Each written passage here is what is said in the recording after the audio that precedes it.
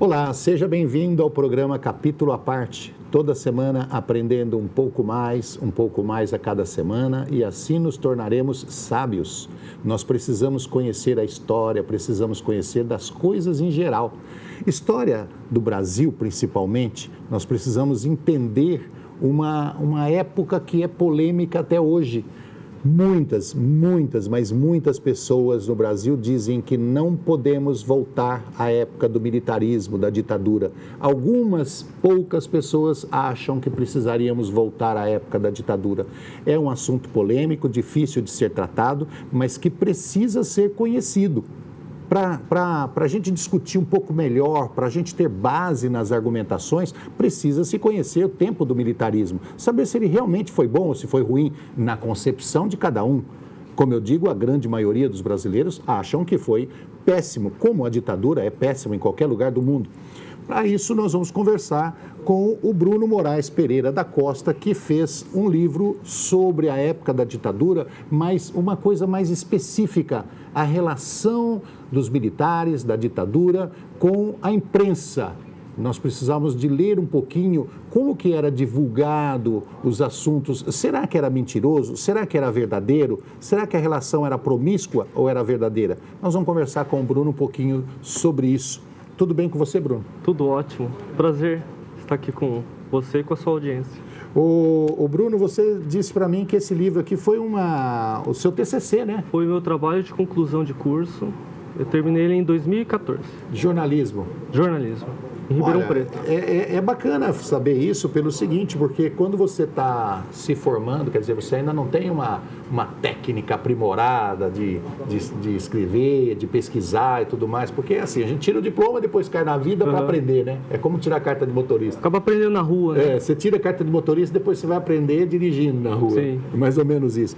E o livro bem escrito, é um assunto difícil que demandou pesquisas enormes, né?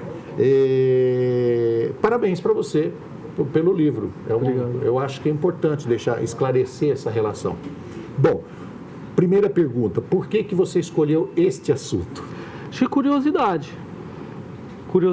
Todo mundo falava de ditadura, você falou, o que é isso? Porque você não conheceu ditadura. Eu não conhecia. Eu nasci em 88, já meses antes da promulgação da Constituição, né? A Constituição foi em outubro, eu nasci dia 8 de agosto. É um felizardo. Já nasci numa democracia, né? Eu já vivi na época da ditadura, como eu disse no início do programa, alguns são contra, outros são a favor. Eu sou radicalmente contra a ditadura porque eu vivi na época da ditadura, me lembro muito bem, fazia Politécnico na época em que o Coronel Erasmo Dias era secretário de Segurança de São Paulo, e a gente saía na rua, meu amigo, assim, a cada 2 passos, uma cacetada no lombo. A coisa era feia. Um medo constante, não. Nós que estudávamos, que éramos mais enganjados, assim, né? Eu tinha um primo que era esquerdista mesmo, ele me dava todo o apoio, me conheceu um pouquinho da esquerda, então a gente era enganjado, a gente vivia meio que na sombra, vivia, sabe, olhando para os lados para poder andar em São Paulo. Quer dizer, foi uma época, para a gente que estava mais ativo, de terror. Bom, vamos lá. O que levou a acontecer a ditadura no Brasil? Olha, no livro eu cito, e eu até gostaria de citar aqui para você, para a audiência, que foi uma confluência de vários fatores. A Guerra Fria, a gente tem que pensar no contexto da Guerra Fria, né? A União Soviética de um lado e os Estados Unidos do outro, né? Uma forte polarização política, né? Socialismo versus capitalismo. Cuba, né? Que é um enclave socialista no nariz ali do tio Sam, né? E o risco que se tinha alegado pelos militares e por quem apoiava de que o Brasil virasse uma república socialista. Com as ditas reformas de base do João Goulart.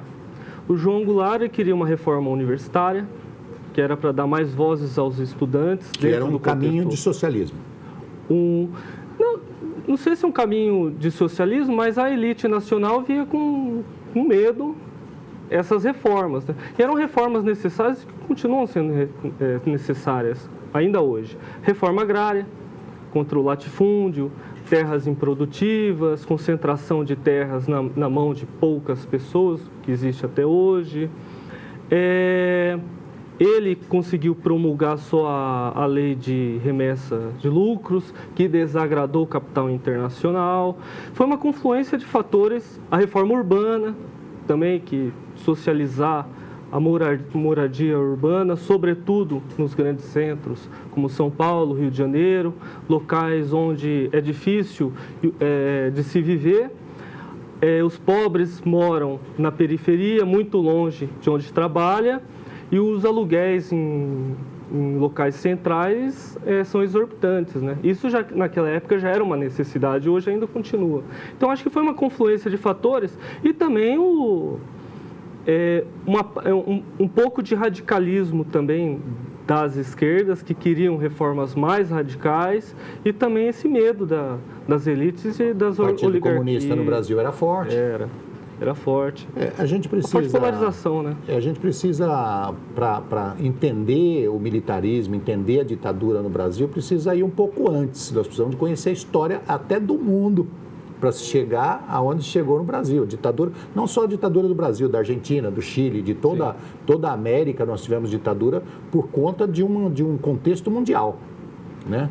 Nós tínhamos o mundo dividido em duas partes, né? A Rússia de um lado, os Estados Unidos do outro, e existiam os países não alinhados, né? Não estava nem do lado da Rússia, nem do lado dos Estados Unidos. Eram países que não se alinharam, chamados países do terceiro mundo. Uhum. E as duas potências brigavam. A Guerra Fria era violentíssima, né? Nessa questão de domínio territorial e tudo mais. E Cuba já tinha se alinhado. Sim. Cuba estava ali como um degrau para se chegar na América, né? Para a Rússia entrar na América e dominar tudo aqui, quer dizer, fazer isso aqui tudo ser o socialismo. E os Estados Unidos, obviamente, tinha medo, porque de Cuba para os Estados Unidos, qualquer estilingada, né?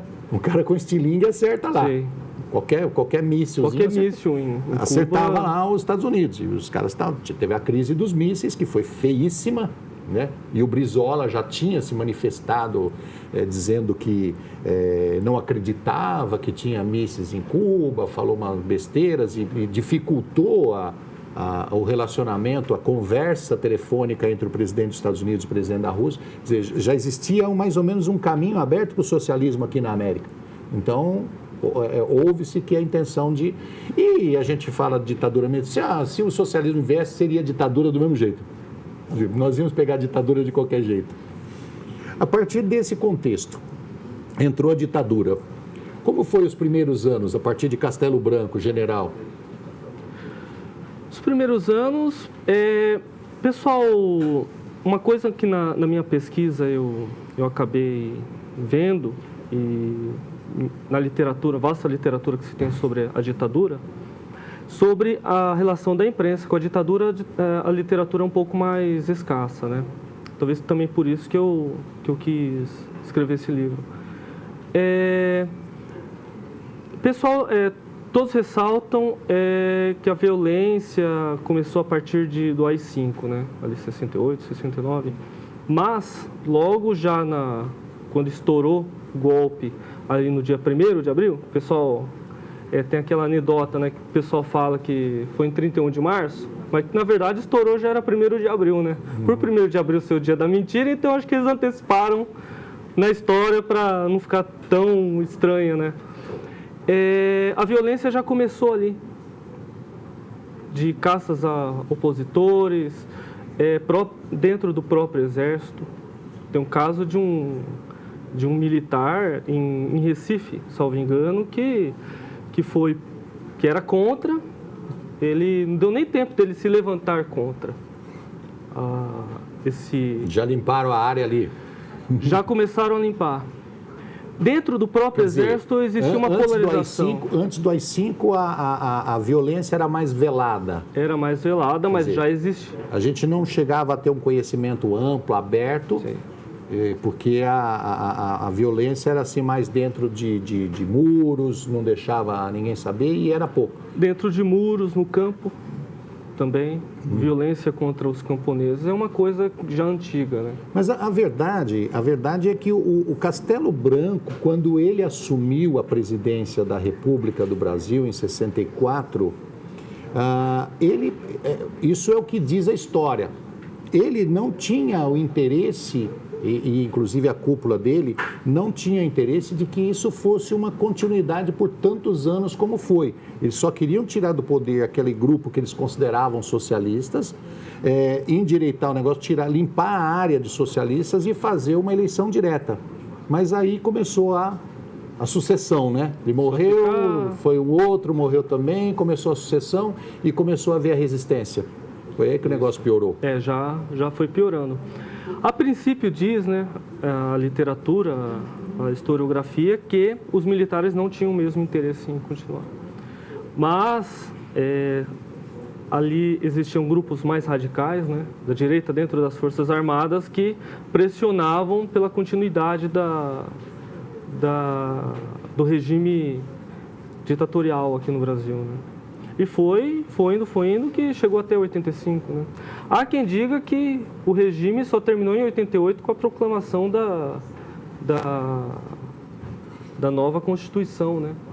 Até então eles continuavam mandando. Até então. E tinha inclusive o pessoal que estava em linha de frente, mas tinha general que ficava por trás que mandava mais do que o general que estava na frente, né? Era o pessoal que não aparecia, que eram os mais violentos. Sim, sim. Bom, nós estamos conversando com o Bruno Moraes Pereira da Costa, que fez um trabalho de conclusão de curso, trabalho de conclusão TCC, que a gente chama, que é um trabalho que a gente faz para terminar a faculdade. O jornalismo em tempos de ditadura, a relação da imprensa com os ditadores. Nós vamos entrar no segundo bloco, falando exatamente agora da relação nossa, jornalistas, com a ditadura. Nós vamos para o rápido intervalo e já voltamos.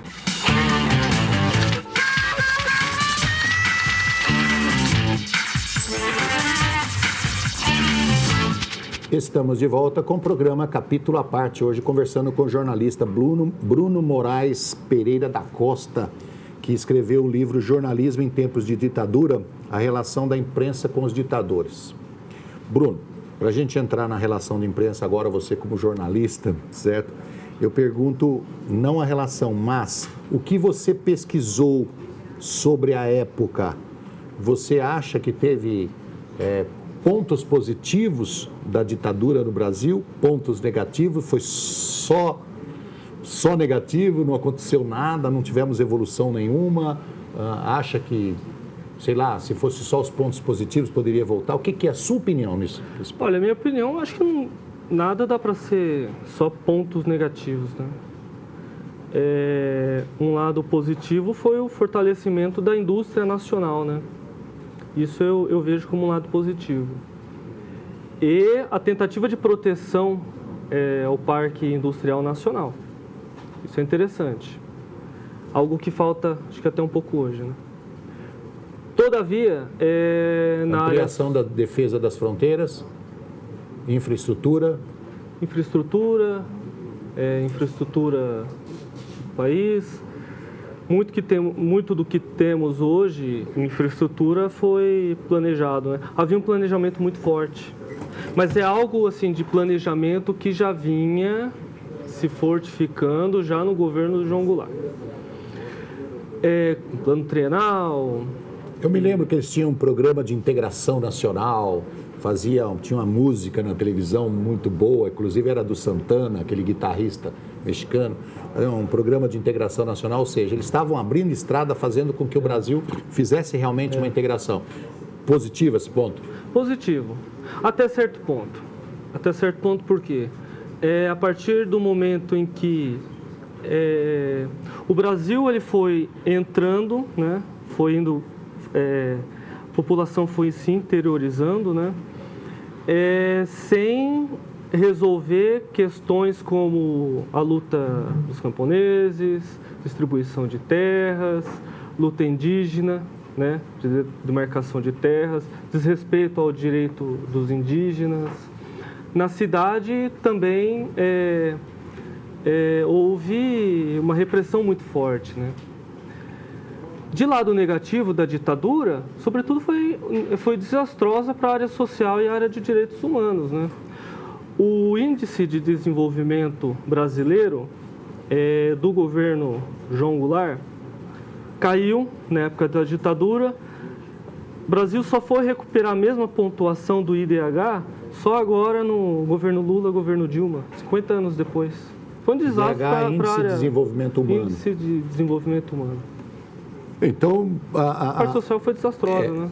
Toda vez que se fala de violência, para mim, todo o que está por trás cai, né? Se nós tivermos uma discussão verbal aqui, a gente pode ver quem tem razão, quem não tem no final da discussão, quem tem mais argumentação ou não.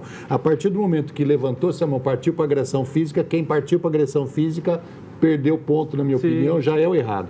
Então, toda vez que se fala de violência, para mim, não serve, né? E foi uma época de muita violência a partir do AI-5. Bom, vamos lá. Como é que era a relação dos jornalistas, não das empresas jornalísticas, os jornalistas com a ditadura? Bom, jornalista, entre os jornalistas, aquela fauna, né? Gente de diversas opiniões, diversas correntes políticas, diversas opiniões, né? Aqueles que apanhavam na rua, aqueles que não apanhavam. Quem apoiava, quem não apoiava a ditadura, né? Existia nas redações, tinha uma convivência entre essas pessoas. Eu cheguei a entrevistar o Audálio Dantas, que foi presidente do Sindicato de Jornalistas de São Paulo.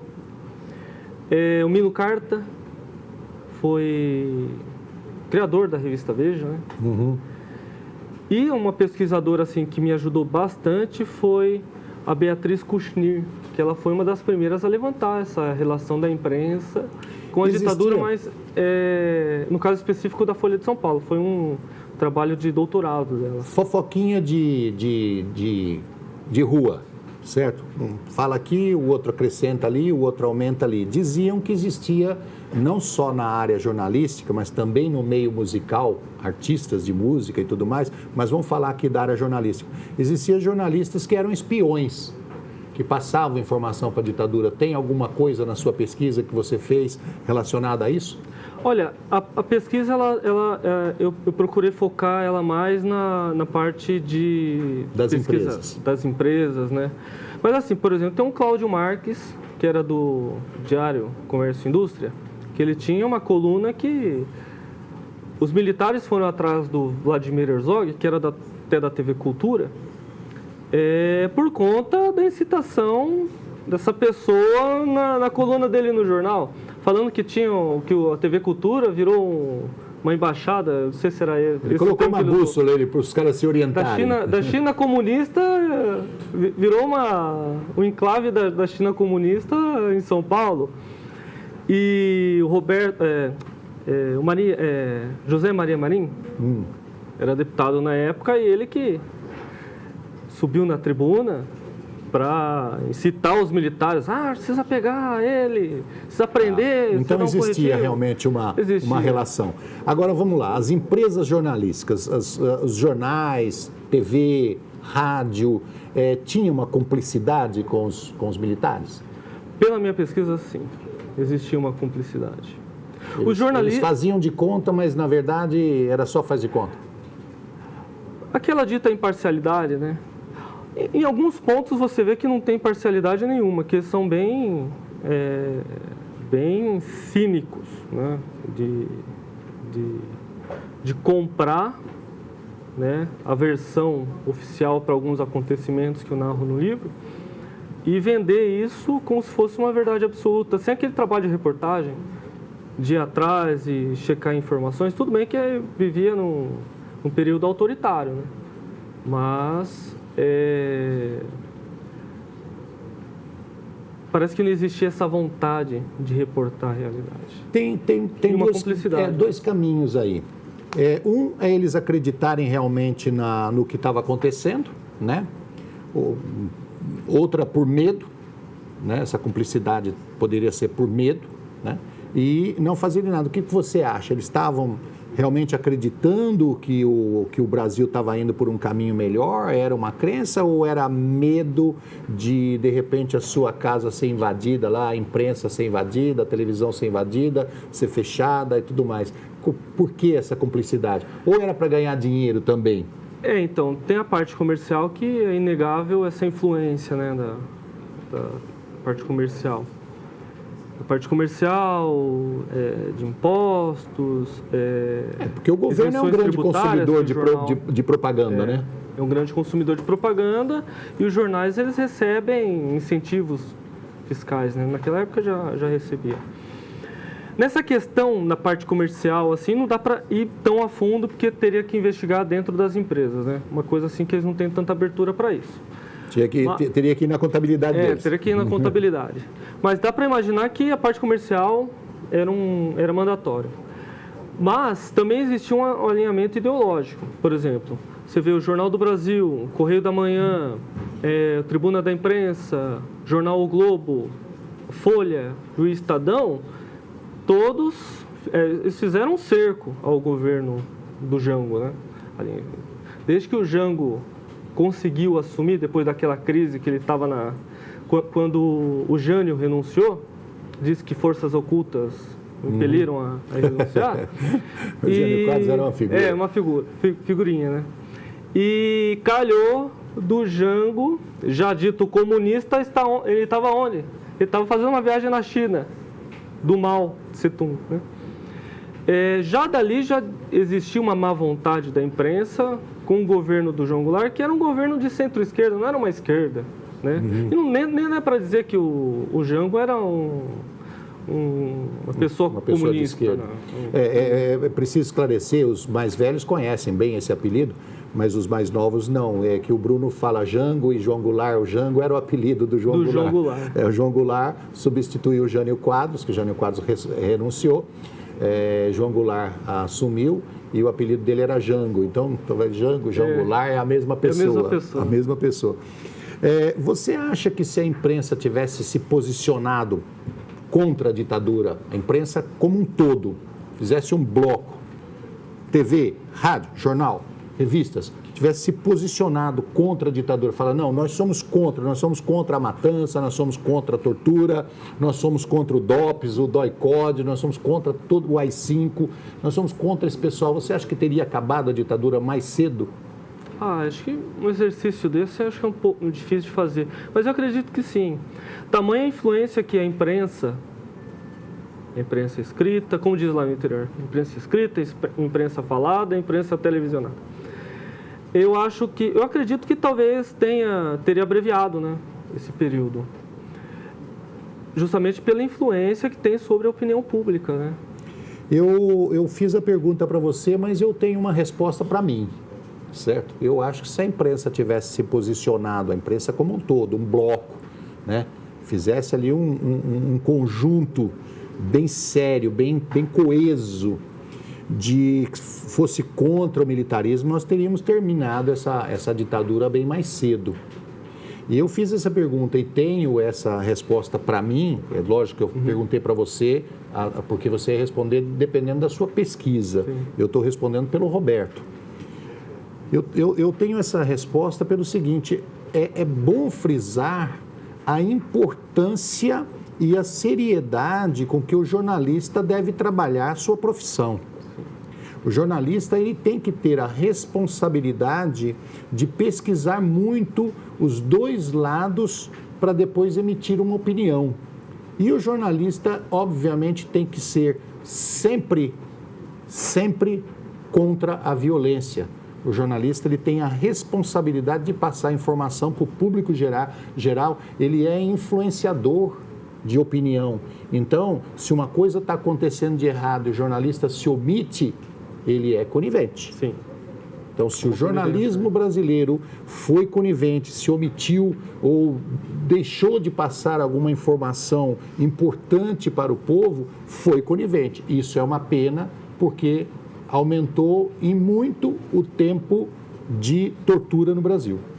Veja só, até para ressaltar essa conivência com a ditadura, em abril de 84, o jornal O Globo publicou um editorial em capa, assinado pelo Roberto Marinho, ressaltando as virtudes da dita, que eles chamavam de revolução, né? Revolução sem povo, né?